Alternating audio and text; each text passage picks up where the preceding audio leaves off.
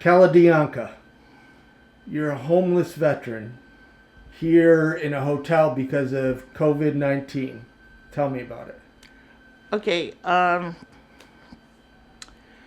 the I turned 66 today, Happy and birthday. I'm supposed to get Social Security. I applied for my veterans compensation and pension, and since coming back to the States in 2001, I've pretty much been living out of a PO box because the VA, which I didn't find out until about through Swords to Plowshares. Swords to Plowshares is the agency that is footing the bill for me to be in this place.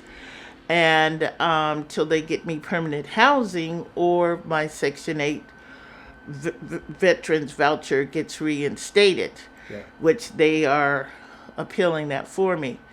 So basically, every time I would try to get the Veterans Administration to turn over my military records because I'm an aircraft mechanic, I could never get them. Yeah. And so I just found out that they said that I do have a qualifying psychosis.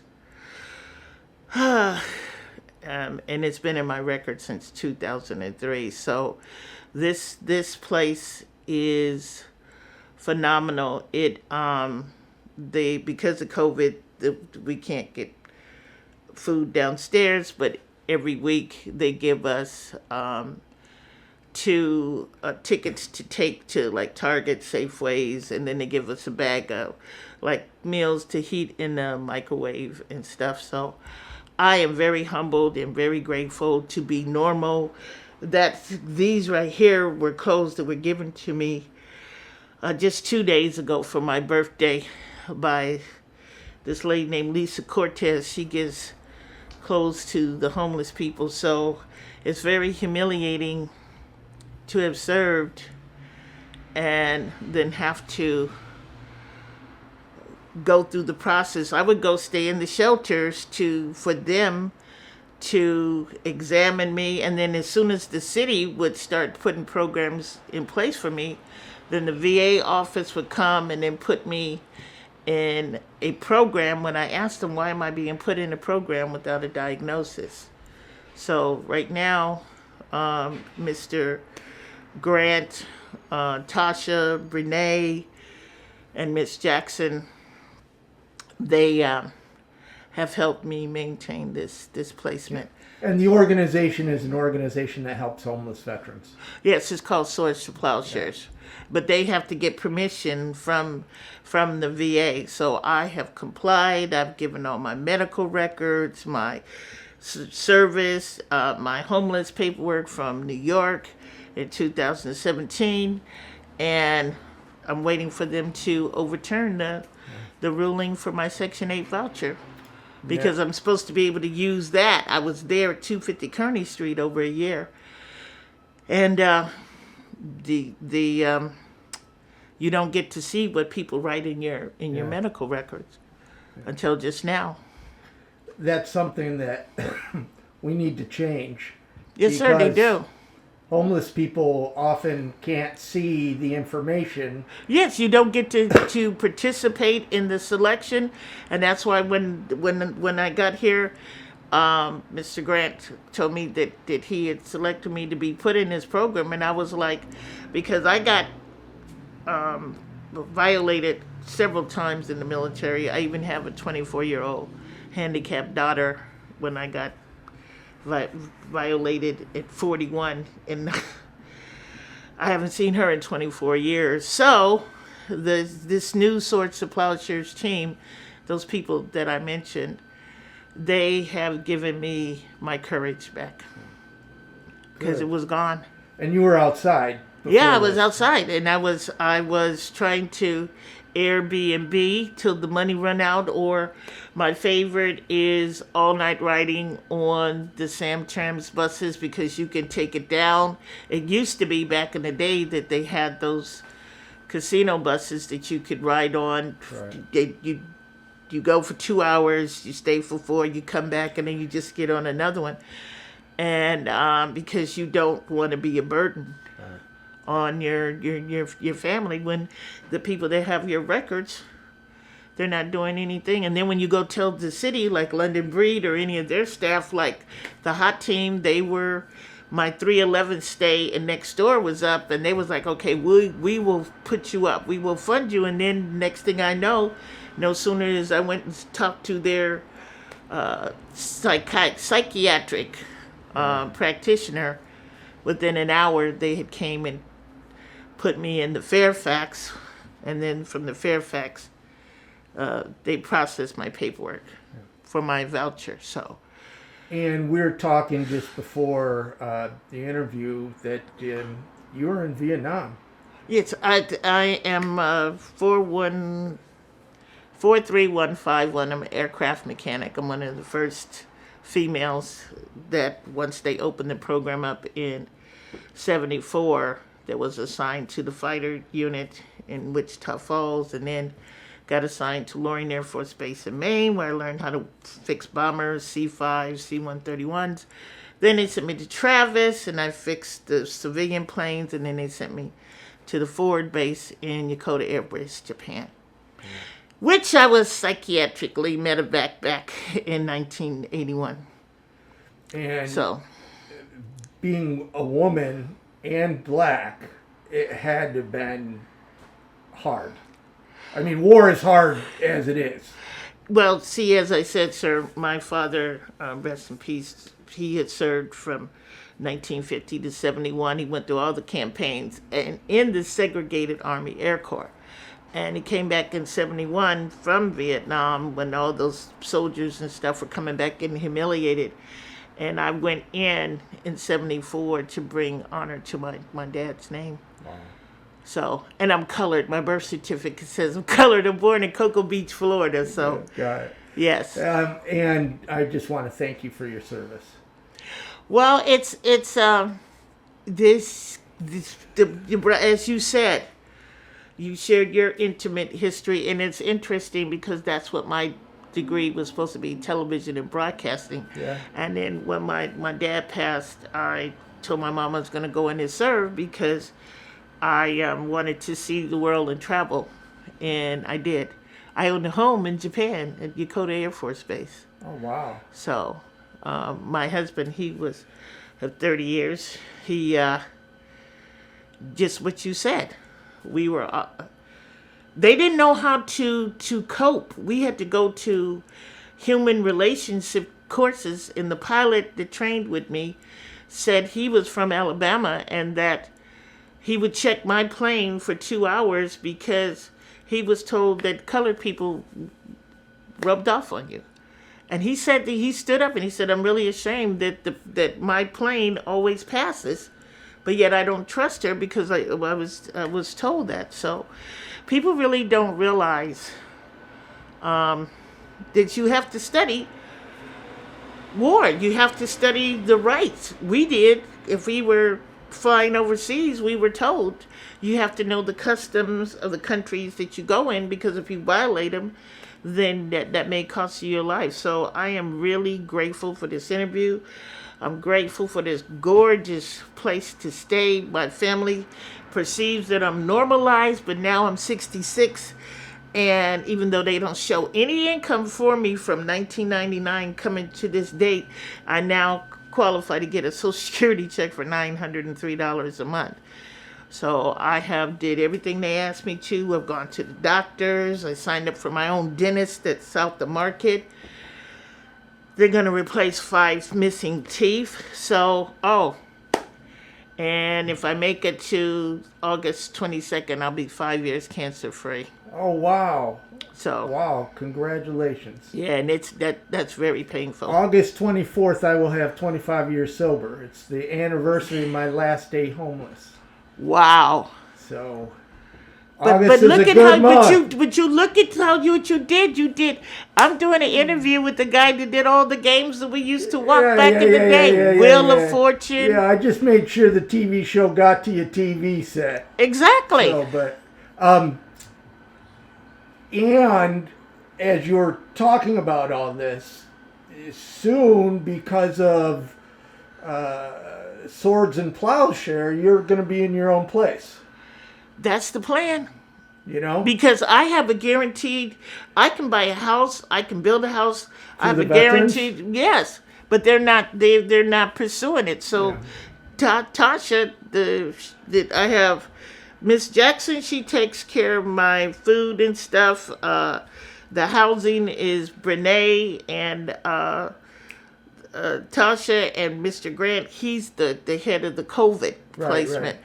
So it was said that the COVID stuff is supposed to run out on July 31st for the people that are getting those weekly unemployment payments. And that's why I was just like, I wonder what's going to happen to this situation, because the VA has said they were only going to pay for 45 days. And I've been here longer than for 45 days. So the city, I couldn't really tell you who is taking care of this. You know, that's one of the things when the governor announced Project Room Key, which, gosh, we should have been getting homeless people in hotels and housing before COVID, right? And so when they announced it, that's great. It shows that you can actually take some action.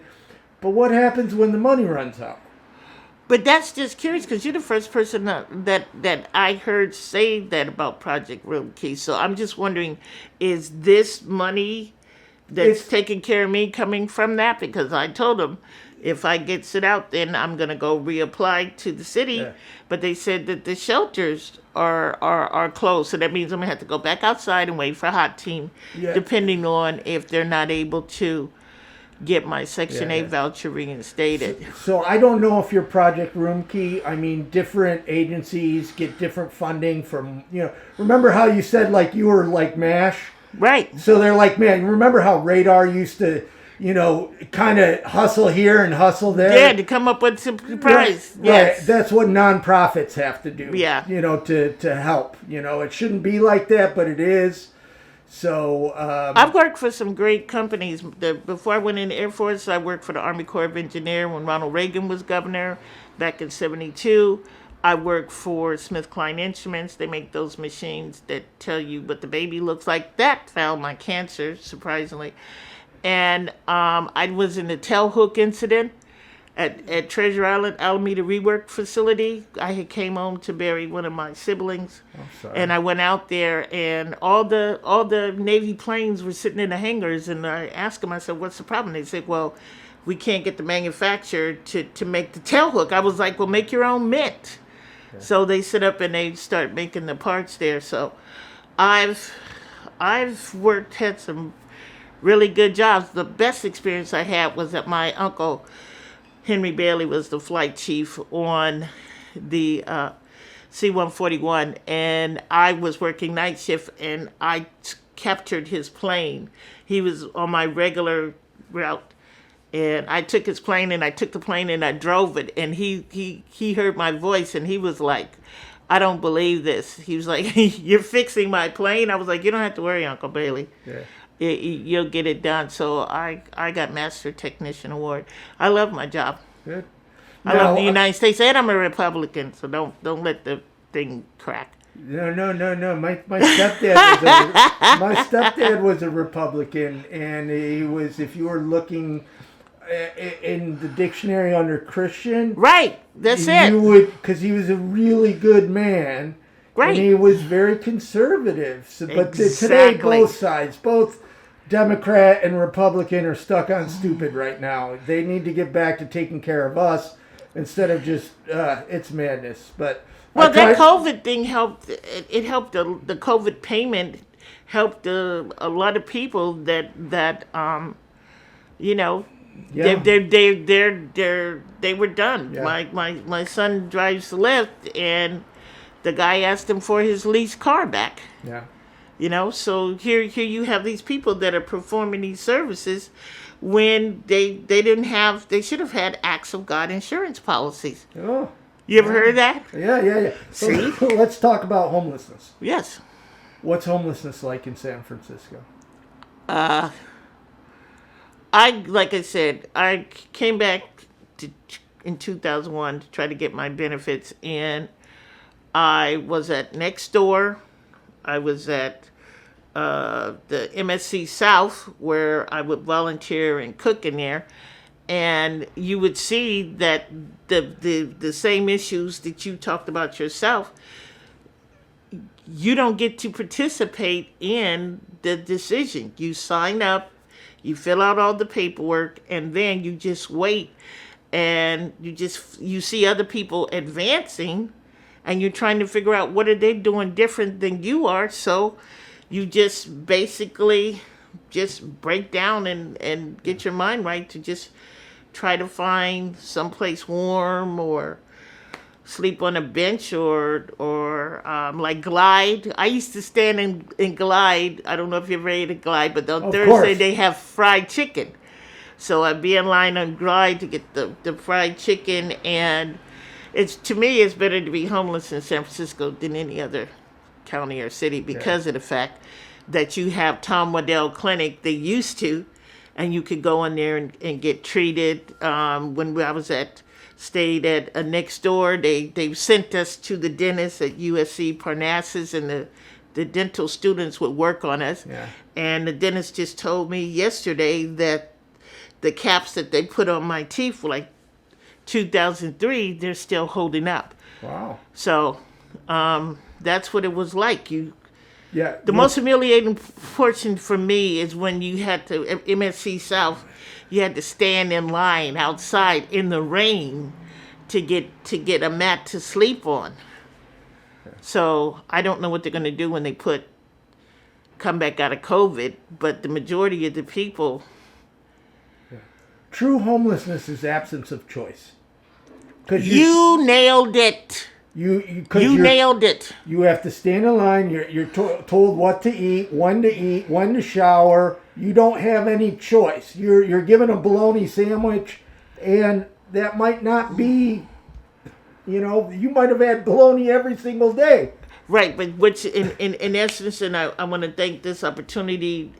I want to thank Proper Foods. They're a sandwich place over there off of Market. They gave us food at Kearney Street. Yeah. Open hands. They gave us lunch every day. So Amazon even gave us a bag for the 4th of July saying that. But you just nailed it. You don't have any choice when to sleep, No, there's choices that are being made in your name. Right. But they have you sign that in order for you to get the food, you have to sign this thing. Oh, yes, you're taking care of me. You're doing what needs to be done. And that's what I'm saying. You manipulate the mindsets. It's like if you want to get this food, you clearly have no other options. You're not going to act on any other options. So here it is. So that's why I'm so honored to be here. Yeah. It seems like a great place. That we have it comes with a tablet. It comes with a television. Good. And so we have an online support group for people just like you in places like this. So I'll give you the information. Yes. So what would you want housed people to know about homelessness that they probably don't know? That they don't validate our identity, that like to have a fingerprint, or that we get the list of what's available, that they tell us that they're going to reunite us with their families. Like when they put me over 250 Kearney Street, that was just single room occupancy because I've been violated. And my first diagnosis when I got medevac was that I was bipolar, paranoid, schizophrenic with delusions of grandeur. And Christians or ethnic people get that diagnosis because they don't adjust the T-score. So with that being said, I just get told where to go. Not only me, but other people. And then the people that manage those programs, they know. I asked them at the Veteran Administration, did you get any? I'm listening to the contracts that say, okay, when you build this building, 10% have to go to people making this kind of money. We don't get to participate in those decisions. Right. You know, they get told. There's a complete disconnect A from disconnect. the leaders, Right. and people like you. Right, and there's a board. Right. There's a board. So the lady, that Tasha and Grant, they just told me that the lawyer that works for them that helps veterans get their compensation and pension, that because I asked them, I said, whatever you guys can do, you've given me my courage back. I said, I didn't even know it was missing until I got back into familiar surroundings of what I was able to generate on my own. I went to work, I paid my taxes over single, and then never expecting to have to utilize the situation. Well, you fought for the country, and I was then good you at what I worked did. and ended up homeless, and as a veteran, oh my Right, gosh. and I got a guaranteed GI Bill. You could have, like, there was 130 of them over there, and most of us have. We can buy a fourplex or we can buy a house.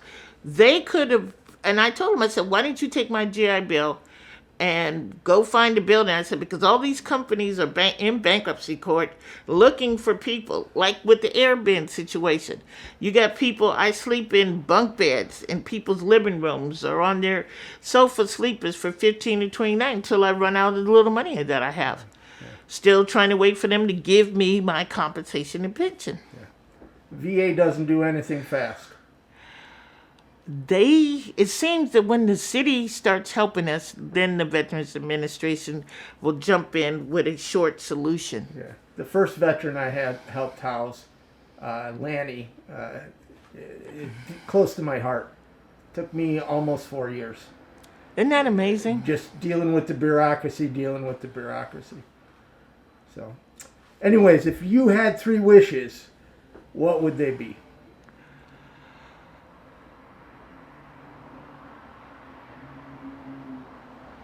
Three wishes. My health, longevity. That's what I'm saying. Yeah. My life expectancy, which is at least about 77. Getting my handicapped daughter back and be reinstated to the wages and stuff that I earned. Great wishes. Well, it was an honor to talk to you. We could go all day, but this is getting a little long. So. Oh no, you got to say, like I said, the people that have, as I said, the like you said, the project Open Key, this is London Breed City. She should have checks and balances to interface that everybody is getting, not being put by the wayside because they have a classification as a veteran, and then the veteran takes us and throws us under the bus, and then only when somebody such as yourself or someone that really wants to do their job puts our name up, then all of a sudden they'll put us someplace else, only to disenfranchise us. Well, it's an honor to meet you. It's an honor to meet you too. Thank you very much for talking to me. Yes, sir.